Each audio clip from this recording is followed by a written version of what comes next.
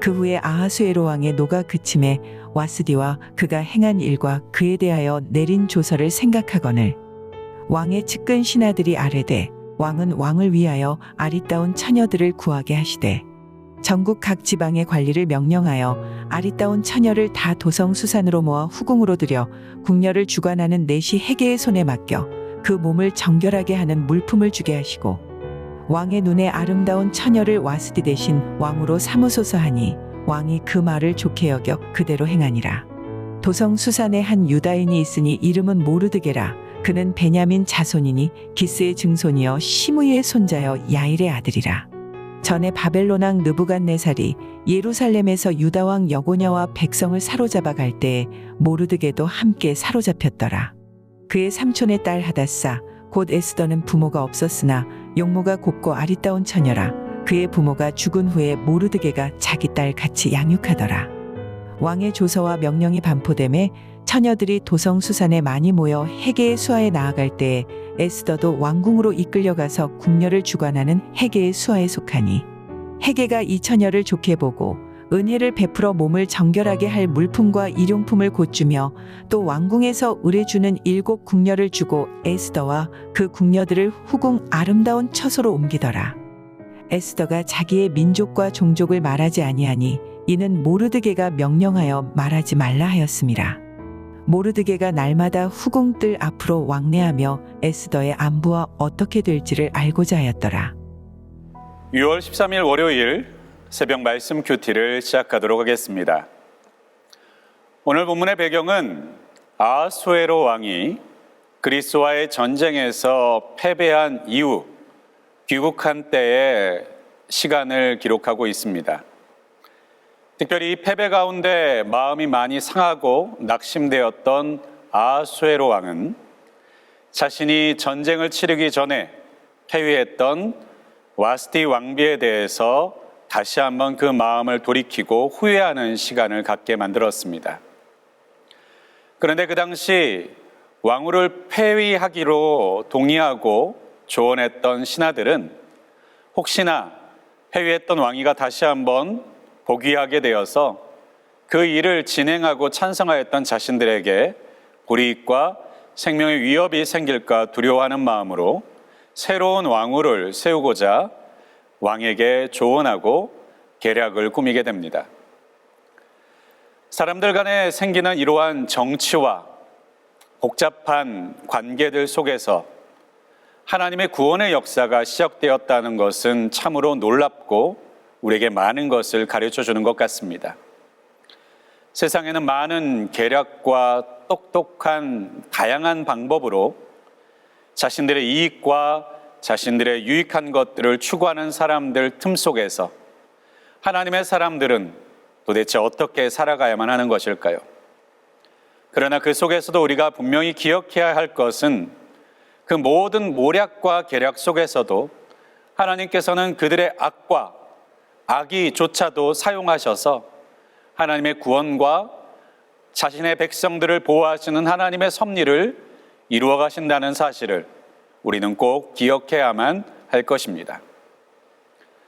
특별히 그러한 과정 가운데 왕비의 후보로 발탁이 되었던 에스더는 어떤 사람이었을까요?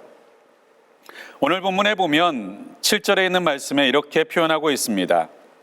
그의 삼촌의 딸 하닷사 곧 에스더는 부모가 없었으나 용모가 곱고 아리따운 처녀라. 그의 부모가 죽은 후에 모르드게가 자기 딸같이 양육하였더라. 에스더는 불우한 상황 가운데 있었던 여인이었습니다. 첫째는 에스더의 민족은 포로로 사로잡혀서 먼 타국 땅에 잡혀와 생활하고 있었던 민족의 배경을 갖고 있었습니다. 또 한 가지로 에스더는 자신의 부모님이 일찍이 돌아가셨기 때문에 자신의 친척이었던 모르드게의 손에 의해서 길러져야만 했습니다. 이처럼 불우한 환경 가운데 있었음에도 불구하고 에스더는 그가 가지고 있었던 상처를 드러내며 사는 인생이 아니었던 것 같습니다. 오늘 본문엔 분명히 곱고 아리따웠다고 표현하고 있기 때문입니다. 사람의 겉모습은 화장이라든지 꾸미는 것을 통해서 아름답게 좋아 보이게 만들어 보일 수 있지만 그 사람의 내면으로부터 올라오는 아름다움이 없다면 그 아름다움은 금세 퇴색되고 말 것입니다. 불우하고 어려운 환경, 힘든 상처가 많았을 그 환경 가운데서도 에서는 그 상처받을 수밖에 없는 환경에 굴하지 않는 마음을 품고 있었던 여인이었다는 것을 보여줍니다. 우리 마음 가운데서도 세상을 살아가다 보면 상처가 우리의 마음을 상하게 만들고 변질시키게 될 때가 있습니다. 그 상처로 인하여서 우리는 때로는 다른 사람의 의견을 받아들이지 못하고 때로는 그 상처로 인하여서 다른 사람에게 화를 내거나 짜증을 내거나 불쾌한 마음을 있는 그대로 표현하는 것으로 인하여서 관계가 깨어지는 경우도 많이 있습니다. 그러나 우리의 상처는 사람을 향해서 드러내는 것이 아니라 하나님께 드려져야 되는 것인 줄을 믿습니다. 우리의 상한 심령을 받으시고 우리의 그 상한 심령을 치유하시고 온전케 하실 수 있는 하나님 앞에만 우리의 그 상처들을 내어 놓으실 수 있기를 소망합니다. 사람을 향해 드러내는 상처는 우리의 관계를 무너뜨리고 깨뜨리기만 하지만 하나님께 드려지는 우리의 상처는 우리로 하여금 더 하나님께 가까이 나아가게 하고 하나님의 은혜를 받게 하는 통로로 만들어 주실 줄을 믿습니다. 오늘 이 시간에도 우리의 삶 가운데 어떤 사람들의 계약과 공격과 그리고 괴계 가운데에서도 반드시 그 가운데 하나님께서 자기 백성을 구원하시는 그 신실하심을 꼭 기억하실 수 있기를 주님의 이름으로 축복합니다. 또한 우리의 인생과 삶에 불우하고 어려운 환경 가운데 있을지라도 그로 인하여서 우리 마음 가운데 상처가 생길지라도 우리의 상한 심령을 받으셔서 선으로 바꾸실 수 있는 하나님께만 그 마음을 올려드리는 저와 여러분이 되시기를 주님의 이름으로 간절히 축원드립니다. 기도하겠습니다. 전능하시고 분명히 살아계신 하나님, 세상은 참으로 똑똑하고 계략이 뛰어나며 생각이 빠른 많은 사람들 틈 속에서 예수 그리스도를 믿는 사람으로서 살아가는 것이 참으로 쉽지가 않습니다.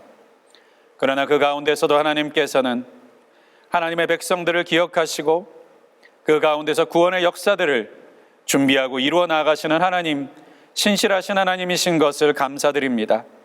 그 하나님을 신뢰하고 바라보며 우리의 마음의 상처와 불우한 환경들에 주목하지 아니하고 전능하신 하나님을 주목할 수 있는 오늘 하루가 될 수 있도록 도와주시옵고, 특별히 우리 주님께만 드려지는 상처와 아픔들이 주님을 더욱더 신실하게 신뢰하고 주님으로부터 은혜를 받는 통로가 될 수 있는, 악을 선으로 바꾸는, 불우한 것을 정말로 복으로 바꾸는 하나님의 사람의 놀라운 기적과 은혜를 경험하는 하나님의 사람 되게 하여 주시옵소서.